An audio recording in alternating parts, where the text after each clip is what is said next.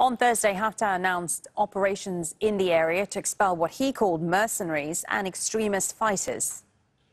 Images posted online show dozens of armoured vehicles positioned in and around border crossings. It is the first military operation of its kind by Haftar's forces since signing a ceasefire deal with the government in Tripoli last October. Let's go to Malik Trainer, who is live for us in Tripoli. Malik, so I believe this is the first armed movement of Haftar's forces since that ceasefire agreement. How significant is this? Well, it's very significant. I mean, Libya has seen relative peace since the ceasefire agreement was signed in October. So this is a very significant movement. It's the first time that such a large military mobilization has happened. Haftar's forces have declared the area a military zone. We're going to have to wait and see what's going to happen. But this comes just days before an international conference in Berlin.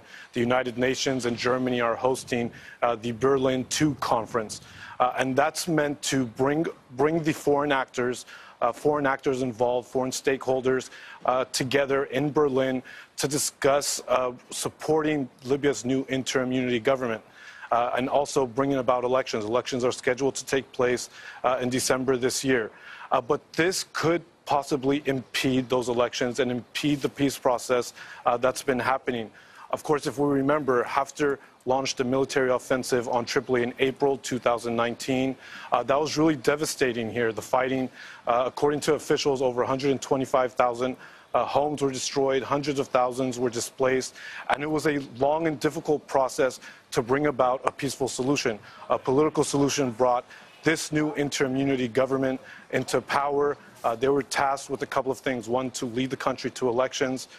They were also tasked with forcing over 20,000 foreign fighters in Libya.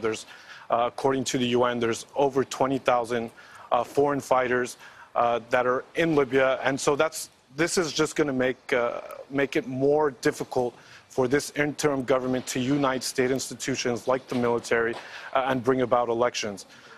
And this also comes just a few days after an official visit by the Libyan government to Algeria. They agreed on a couple things, one of which was opening the Tunisian and Algerian border for commercial trade.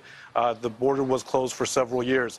We're going to have to wait and see what kind of what exactly is going to happen after this military movement, and whether or not this will create or bring about or bring more challenges towards this new government to lead the country to elections later on this year.